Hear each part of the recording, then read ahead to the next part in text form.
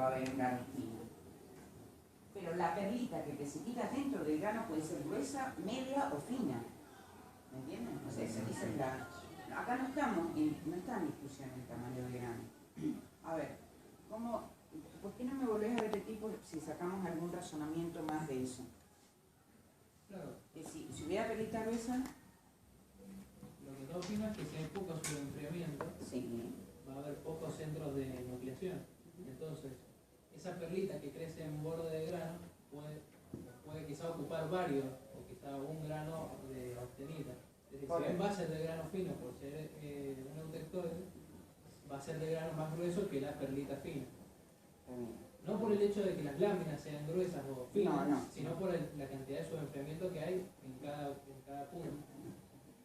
Que favorezca dentro de un mismo grano, decís vos, que pueden haber varios centros de nucleación, eso también se puede dar. Claro. Dentro de un mismo grano, claro, pueden darse en general... Eso va a ser más propio de una perlita fina. Exacto. El problema es el siguiente, cada grano de todo esto tiene una orientación de perlita determinada y que va a variar en el borde de grano, ya sabemos eso. Pero hay una teoría que dice que puede suceder de que en el mismo grano puedan haber varios centros de nucleación. Puede darse esa posibilidad. En ese caso, ya el grano tendría que ser más grueso para poder permitir esa situación. Solamente en ese caso. Pero cuando queremos razonarlo por la cantidad de grado de su enfriamiento, es un poco más difícil. No se puede entender. Por ejemplo, ya es difícil el tema de decirles a ustedes, a ver, la perlita gruesa es más blanda y dúctil y menos resistente que la perlita fina. ¿Ustedes están de acuerdo? Sí. Bueno, ¿y por qué lo es? Por la cantidad de bordes. La cantidad de interfaces. Eso lo habían entendido también. La diferencia entre perlitas. ¿No lo entendieron bien? En el caso de una perlita fina, cuando hay muchas interfaces, una perlita fina, a diferencia de una perlita gruesa, la cantidad de interfaces entre cementita y perlita, el área de interfaces por unidad de volumen es mayor que el área de interfaces por unidad de volumen en la perlita gruesa. Entonces, las interfaces, como la cementita es más dura y más resistente que la perlita, la cementita refuerza la perlita. Si yo tengo mayor cantidad de interfaces porque esta perlita es fina, tengo mayor refuerzo de la cementita sobre la perlita. Entonces el material es más duro y más resistente, a diferencia de la perlita gruesa que no lo es. Por otro lado, esas interfaces también son obstáculos para el movimiento de las dislocaciones. En realidad se produce apilamiento de dislocaciones. ¿Se acuerdan cuando yo les pregunté en mi parcial la otra vez y se volvieron locos la mayoría? ¿Qué pasa cuando hay apilamiento de dislocaciones en el borde de grano? Quise preguntarlo así para ver qué es lo que respondían. Y en realidad es justamente lo que pasa en una interfaz. Las dislocaciones llegan ahí y no pueden pasar porque justamente hay una barrera, que es la interfaz. A mayor cantidad de interfaces, mayor cantidad de obstáculos para el movimiento de la dislocación. Y eso ya frena la ductilidad del material, lo hace más duro y más resistente que en el caso de una perlita gruesa. Pero ahí están hablando del área de interfase por unidad de volumen y no estoy hablando del tamaño de grano, ¿está bien? No estoy hablando del tamaño de grano ahí. Ustedes acá querían relacionar eso con el tamaño de grano. Me parece que es un poquito más complicado. Pero lo vamos a seguir viendo. Hasta que le encontremos la vuelta, si quieren. Me interesa que sepan más que nada este tipo de razonamiento para que sepan la diferencia de propiedades entre perlita gruesa y perlita media y fina. ¿Qué pasa a más bajas temperaturas? A ver, a más bajas temperaturas, ¿qué es lo que pasa? ¿El carbono puede difundir desde la austenita a la cementita a más bajas temperaturas? No, hay menor difusión. Si bajo la temperatura, ¿hay difusión? Hay menor, especialmente debajo de la nariz ya no.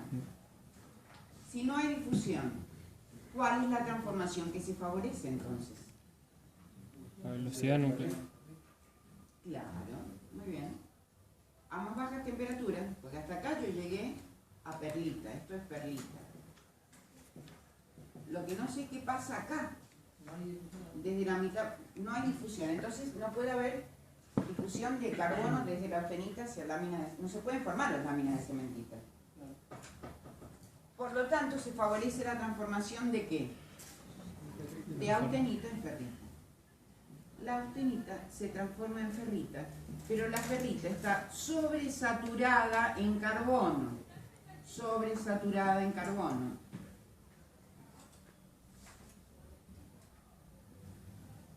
A esto se llama estructura vainítica. Vainítica. Estructura vainítica. Profe, eso se satura producto del... La vainita, un segundito, se produce de acá hasta el MS, se produce vainita. Ya vamos a ver cómo la separamos. ¿Está bien? Desde la nariz hacia abajo hasta el MS. Sí. Hay una saturación producto de la máxima concentración de carbono en la ferrita es de 0,02 y en la austenita es de 1,7%. Entonces la cantidad de carbono que básicamente quiere segregar al hierro alfa...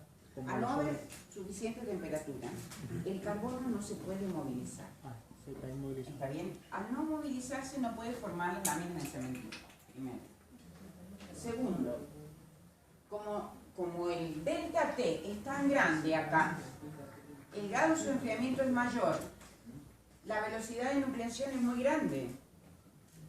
Entonces se favorece la transformación de ¿qué? De austenita en ferrita. Pero la ferrita está sobresaturada en carbono. ¿Por qué? Porque no hay temperatura suficiente para movilizar el carbono.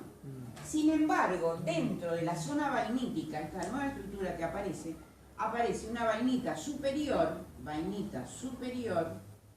y una vainita inferior. En la superior,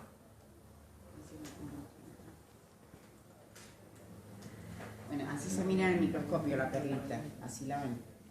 La estructura es, o sea, el alfa sobresaturado. En realidad esto es ferrita y perlita, esto es ferrita y perlita.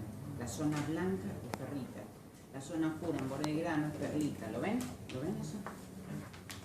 Eso se ve en el microscopio, chicos, de una perlita. Sí.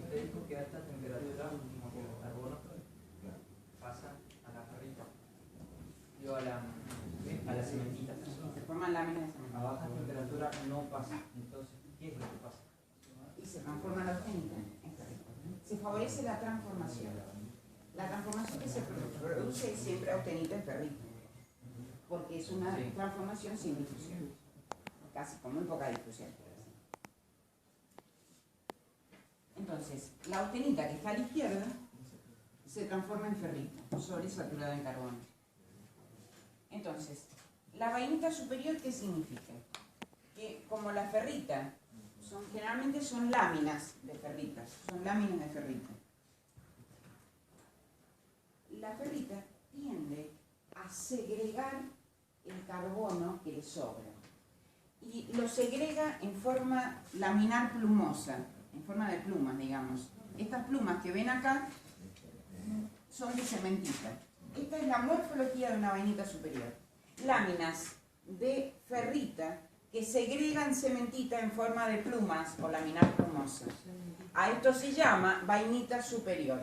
¿Por qué la puede segregar? Y porque todavía estoy a una temperatura que no está tan baja. Pero si sigo bajando la temperatura, donde ya hay una vainita inferior, ya la ferrita no puede segregar carburo o cementita.